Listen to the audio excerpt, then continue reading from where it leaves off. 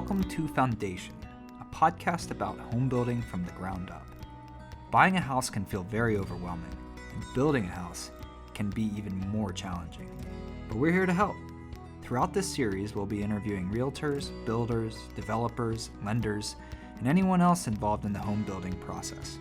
After listening to this series, you should have the right tools and knowledge for the next steps needed to build the home that you've always dreamed of.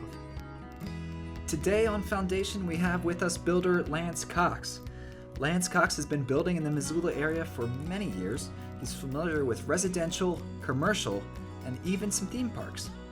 Lance is going to help us ease our minds today with any questions that we have about home building and anything else that comes along with it. Lance, welcome to the podcast. Thank you. Nice to be here. So let's kick it off right away with some basics. So how did you get involved in home building, and is it where you saw yourself when you entered the world of building? So I actually started, my neighbor Rick was kind of like a second father figure to me, and we shot a lot of archery together, and one day he's like, "Hey kid, you want to come work?" And I was like, "Well, sure." I was in high school. I think I was about 14, and he took me in and we started stripping concrete forms, and it was a lot of work. And I thought, boy, this is not a job I ever want to do. And then fast forward, here I am, a builder developer, 20, 30 years later, whatever it was. Are you still pushing wheelbarrows of stone? I don't as much anymore. I was out picking up trash and sweeping my job the other day. But you just, you got to do what you got to do. But, I grew up going through different trades. I did foundations and framing and finish work. And so I got to learn a lot of the trades themselves. And then eventually, when I went to college and I thought, I want to become a doctor, then I realized how long you're in school. And I went, nope, I learned that they had a construction management degree. And I said, that sounds perfect. I'm going to jump back in. And so been in construction ever since. Residential, commercial, theme park, you name it. Where did you go to college for that at? So I went to BYU, Idaho in Rexburg. Oh, okay. Yep, right down the road. My dad had relocated, and so it was a couple hours away, and they had a really good program there for construction management. And it was just one of those things. I went and met the teachers, walked through the program, and I was like, wow, this is going to be way more fun than learning about biology for 4 more years. So. And having to pay off student loans for another 40 years after. I'm sure yeah, exactly. So how did you get involved with the ranch club here in Missoula? So when I moved back up here, I bought a lot at the ranch club, and cool. I liked the area, and I thought, it'd be nice to live here, on the golf course, nice views. And so I started meeting a lot of the people that live there, and then I started meeting the guys that own the dirt and some of those sort of things, and just kind of worked into, an opportunity to start building out there. And, I said, yeah, let's do it. That's super convenient. Do you live there now? Nope. No. I still haven't built my house. Oh, really? It's kind of a long, funny story, but I bought the only lot that the ranch club really wants to have back. Oh. They'd like it as a parking lot. So we're trying to figure out how it can become a parking lot. And you've got zoning, you've got all these sort of things that a lot of times buyers aren't aware of when they're going in. And, so some hurdles to jump, but eventually I'll be building on some lot out there. Yeah, that was one thing that we talked about with Barb Kristen was about how long the process sometimes takes from when you first buy that lot until when you buy, and everything that can go wrong or right in between. Yeah. So I've purchased a home before, an older home, but I've never built from the ground up. What's the first thing that I should do when I'm considering building my own home? I think it's probably trying to figure out the balance point between what you need in a house, what you want in a house, and what you can afford. Those three. If you wanted to draw a triangle, try to find an intersection of those, because we can all come up with a house that we want that has a bowling alley that we can't afford, and so, or maybe bowling alley is not your thing, but knowing what you're looking for and how you live in your house, and that's the other thing too, because that's really going to determine what it is you actually build. Because a single level house versus a 2-story house versus a house that's 2 stories up versus a house that has a basement. I mean, they all live so differently. and the maintenance is different and the heating is different. And so if you have any sort of that knowledge that you have before you go in is just going to help the entire building process. Yeah, I was on Zillow and I saw a 3-story home, all ground up. And I now live in a 1-story house. Yeah. And I was looking at that 3-story house and I was like, I do not want to have to go up 2 flights of stairs every time I forget my keys or, I forget a hat. And now I'm just like, if I built my own house, probably going to be 1 level, basement maybe, nice cool basement. Yeah, I'm all about the cool basements. Yeah. I would prefer never to have a house that goes up in the future anymore because, unless you're going to spend a lot of money to get your HVAC system to where it has multiple zones and it's keeping you comfortable, it's hard to make your bedroom cold because they say you need to have a cold bedroom, right? And then not have all that air leak downstairs and turn your downstairs into a meat locker. So yeah, after a few homes, you kind of generally get an idea of, I like this and I don't want to have that again. So how does someone go about finding you or a builder once they have an idea of what they want built? I would say, some people might start word of mouth. I'm sure that's a pretty popular way, find out who your friends and family used and how that building process went. You can't just rely on Google because Google reviews aren't necessarily going to tell you who has a good product or who has good customer service. But I think also if you're going around town and you're finding houses that when you look at them, you think, oh, this is a house that I'd like to live in, man, work backwards, find out who the builder was. Although, any of the good builders in town can definitely build the same house, they're going to have the same level of competency. It's just a matter of, finding one that you work well with. And, and if that starts with just calling and interviewing guys, then that's what you got to do. Do you ever have a close relationship like with the person that wants the home built, or is it kind of more of a hands-off relationship with them once you get the blueprints and once you know what you want to build? No, I think personally, I'm very close to my buyers. Not only because I want that process to go really smooth. It's for most people, it's probably the biggest purchase they'll ever make. Absolutely. Maybe they'll make that purchase a few times. And it's been interesting. I've had buyers that they could come in and in an hour or less than an hour, we pick out everything for their house and they could literally walk out the door and I could never see them again until they get the keys. Wow. And then I have other people that want to be there for the whole process. They want to ask questions like, hey, what's this pipe in the wall? Or what is that? And I love those questions, and a lot of people, I think they feel nervous, like, oh, I don't know if I can ask that question, but it's like, no, ask away. I didn't know that question at some point, so don't feel bad that you don't know the question. I don't know how to, do surgery, so, ask away. But, I've been able to, develop pretty good relationships with homeowners, and the cool thing is, now they'll text me and say, hey, I'm having a barbecue or doing an event or having New Year's Eve, and so I know that's outside of the home building process, but everything's relationship driven nowadays. 100%. That's where you want to focus, and so yeah, I try to keep homeowners as involved as they'd like to be in the process. And if someone's trying to keep you away, that's probably a red flag at some point, and there are a lot of decisions that have to be made. So, having that open communication, and like I always get my owners' cell phone numbers and emails, and it's always just constant communication to try to keep them. This is what's going on. Make sure that they're happy, because if they're not happy with their biggest purchase in their life, then I didn't really do my job. What are some of the bigger snags that you run into when you're building a home based on someone else's plans? Well, I've had instances where people have found like a plan online. They're like, oh, I love this. And sometimes the numbers, the dimensions aren't actually real, because, and it's understandable. They don't want you to just sneak their plans away. But there's a lot of times where you'll build something, and because you haven't built it before, you realize, oh, it'd be nice if it was tweaked a little bit. And you think about it like, I've built the same house several times, or a lot of the same houses several times, and we'll tweak them over and over because we'll get the feedback from people of, oh man, if this door was over here, this was different. Interesting. So you do get that a little bit, but there's always going to be a few surprises if you're just trying to sneak someone else's design, and may not exactly be what you want.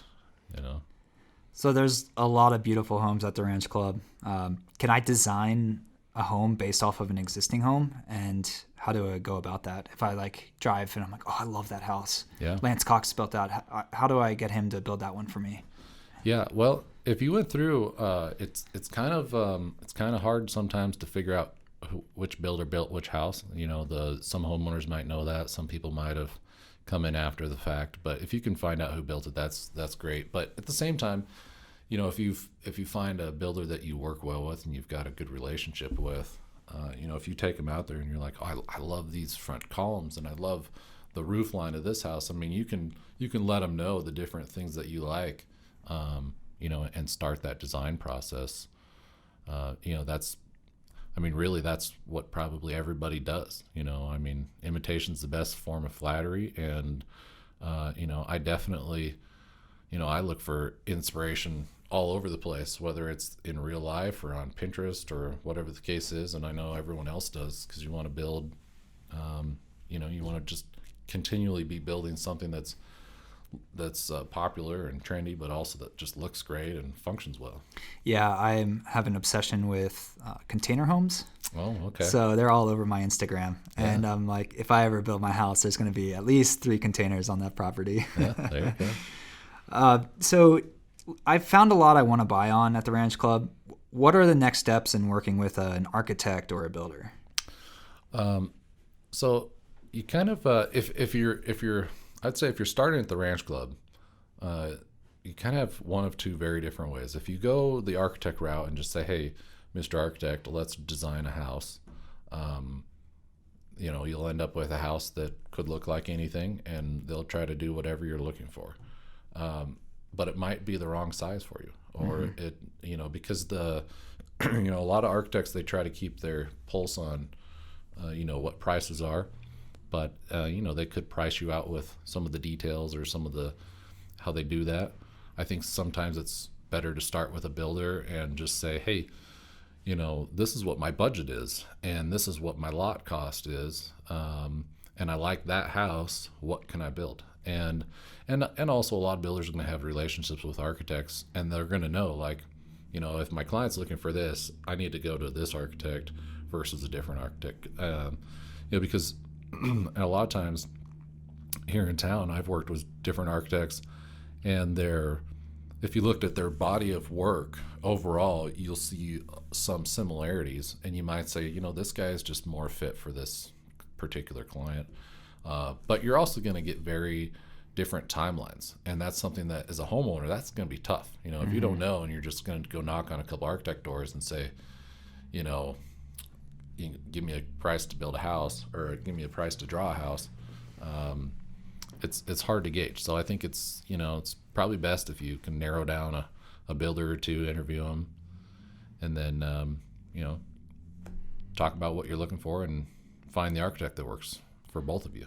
So do you need to have an architect? Well, you do. You don't necessarily have to have one before you come in. Yeah. The builder might refer you to one. Technically, you don't have to have an architect in Missoula. You could have a drafter and a structural engineer. Oh, okay. They can add up to meet the requirements for the city. But you're going to need somebody that has those drafting abilities at the minimum.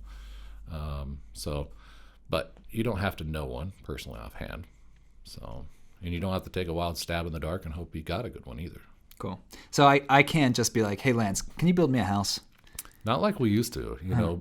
You used to be able to just sketch something out on a napkin and say, this is what I want to do. And you could still do that for maybe your playhouse or something, but not anymore. Interesting. So are there financial resources for those who want to build a home instead of buy a home, like grants or any other special offers? Or is it pretty is it a level playing field?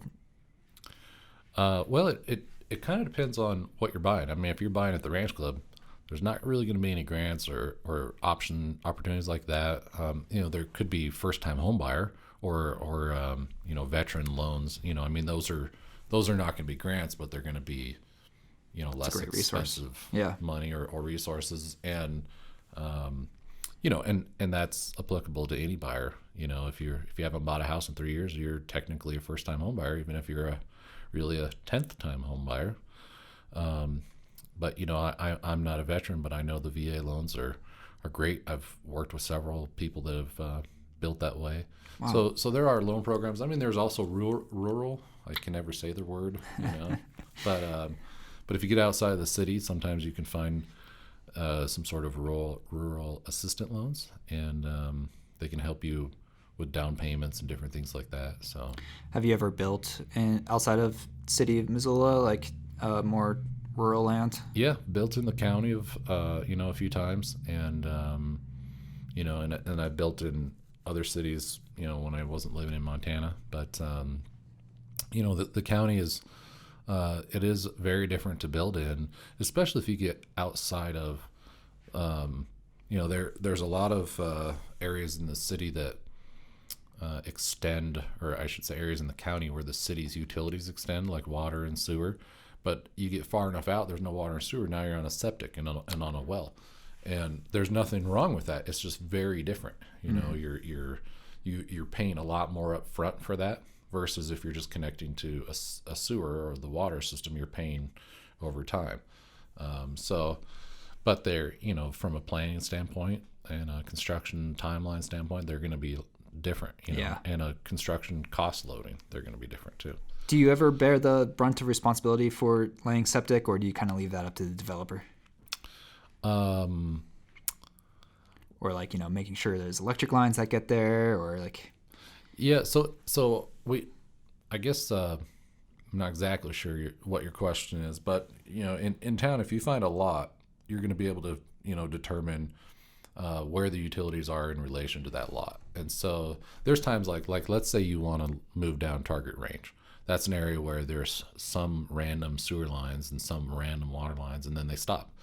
And if you're a mile past and you say, I want to build a house on here, and you don't want a well or you don't want a sewer, well, it's not going to be cost effective to bring that sewer and water main down the road. Yeah. But if you're, in instances where I've developed, flat land, in those situations, you're buying 20 acres or 40 acres or 5 acres knowing I'm going to have to bring the utilities in, and that's something that we do, and and we hire the subcontractors to get that work done. Oh, okay. Cool. Yeah. So that is like within your guys' wheelhouse. Sure, yeah. Okay, cool. So what's a favorite success story that you have in building a home, whether that be at the ranch club or just in general even? Favorite success story. Honestly, when I get through a build and the homeowners are happy because they've got to build what they want, what meets their needs, they got it at the price they want, and they're happy with the process. That's very rewarding, and I think all of those are rewarding. But sometimes I'll have people that they're so appreciative at the end of the build that it really makes it worth repeating. Just like if you went to your day job and you just were like, oh, this is not what I want to do every day, well, eventually you'd stop. And like recently I had some homeowners that told me how happy they were, how great it was to work with me, but they said they're like, this is the nicest home that we've ever lived in, and they're just slowly graduating up to nicer home, and they were just so happy. And and there's always issues with a build, whether things come late. I mean, you get all sorts of crazy stuff, like even coronavirus, that affected suppliers, that affected subcontractors. I had guys that were just not comfortable being there when other subs were present, and the list goes on. And so, you got to work through so many different things, but when you're able to still at the end of the day, get to see how happy those homeowners are, it's just, I don't know, it's rewarding. It's hard to say, but the most recent one is probably off the top of my head is, these people telling me how this is the nicest place they've been in, and just how happy they were and how great the process went. That's awesome. So one last question yet. What's one that we've been asking all of our interviews? What's one common mistake that you see when someone goes about building a house from the ground up? Well, is that building with a builder or building as their own builder? Because building with a builder. Building with a builder. Well, I would say probably not expressing your wants and also the importance of things well enough. Because you think about, like, when you go to build a home, and I don't remember what the number is, but I heard it like 20 years ago that there were like 37,000 parts to a house, or 57,000, or whatever the number is. But you think about, there's so many pieces and parts, and there's so many opportunities for things to go wrong, whether it's in the assembly or the timing. Maybe somewhere in China they just say, hey, this factory got shut down for who knows what reason, and now we can't get this part, and now you've got to completely change what you're doing. And if that particular thing was for you as the homeowner, if that was like, oh man, I only bought this house because I wanted that view of that window, or I wanted that faucet that I could touch with my arm and turn it on rather than having to open the lever. I mean, whatever it is, you've got to let the builder know what it is that's most important to you, so that he can make sure that he's meeting those needs. And and it's sometimes hard. Like yesterday, I was out with some prospective buyers and we were looking at tile, and it was really hard for them to look at all these many selections and try to like narrow it down. And I was just like, well, the most helpful I can be is, if you don't love it, let's not even consider it. They'd look at something like, well, I kind of like that. That just doesn't even get a register, because you're just going to spend so much time trying to make a decision, and there's so many decisions. And so if there's something that and that you're really particular about, make sure that everyone that's involved knows. If you've got a realtor involved, make sure they know. If it's just you and the builder, just make sure how much he knows. And anything you have that can help. Pictures. I have people come to me and they'll look at pictures of things I've done. They're like, oh, I want this, that. And then they'll find stuff on Pinterest. I have guys that'll, they'll text me like, oh, I just found this. Can I do that? And sometimes it's like, well, okay, we can do anything, but cost effectively, we can't do that. Or sometimes it's just too late in the game. And I think that's the other thing too, is sometimes homeowners don't realize, like, oh man, if I wanted to make this, tub and shower look this way, well, I needed to tell the builder a few weeks ago, and now it's going to cost me more money to come back and redo that. Right. And so I would say, always voice your wants, always, put it out there. Don't let anything just, get kicked back. Document everything as much as you can. I always try to, whenever I meet with homeowners and we make selections, even if it's just a stupid thing, like, we're going to put this type of texture on the wall and we're going to put these colors here. A lot of times, I would never want a homeowner to come back and be like, oh, you painted the wrong color. So I'll always follow up with an email or some sort of documentation that shows this is what we talked about. And not only do they get to confirm that, because for a lot of times you meet with a homeowner, it's like we could go through 20 or 30 different selections in a day. And so if you show back up 2 weeks later and you're thinking it's going to look like one thing, and then you show up and it looks like something else, that might be devastating, especially if that's your thing for that house, And so if you and I sat down, we picked out all the floors, your ceilings, everything else, and you showed up and I was framing the houses rather than building out of containers because I forgot that you were about containers, well, that wouldn't go over very well, And so I know open communication is what's important with every job, but it's overly important when it comes to home building, and because that's something that you're going to be waking up every day and you're going to be sitting on that toilet staring at your walls. Yeah. And if it's wrong, you're going to be reminded every day, and so I think that, and maybe just always look for extra input.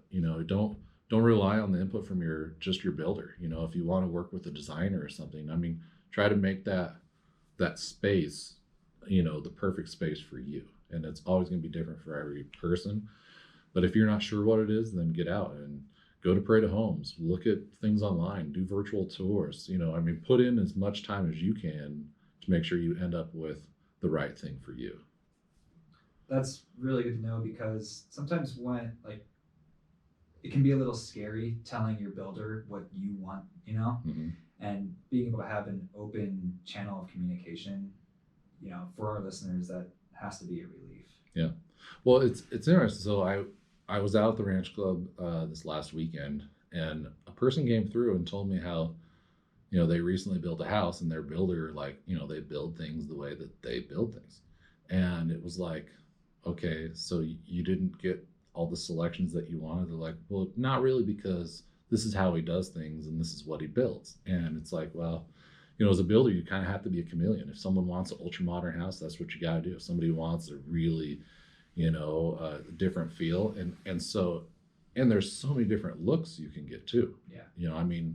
Even if you said, well, I only want to be modern. Well, okay, let's say you want a modern look. You could do it really light and airy. You could have a dark room. You could have black tile on your floors and walls to where it feels like a cave. There's just so many different looks and feels and everything else. And, and I don't think you should let your builder decide what it's going to look like. Let the builder tell you, well, from a technical standpoint, like, this is a better detail, or this is a better way to build your roof, or, this is a better way to flash it. You don't want to have these maintenance problems, whatever the case is. Let them weigh in on those, but don't let them pick your tile color, Great. Well, I think that's going to do it with Lance Cox. Lance, where can people find you? So if they're coming by the ranch club, I could meet them at, the golf course. And if they wanted to take me golfing, I'm sure I could step away. But no, I'm on Instagram and Facebook, just lmcox.com. Yeah, cool. Google. Awesome. Well, there you have it, guys. Lance Cox. Find him on social media and at the Ranch Club. Thanks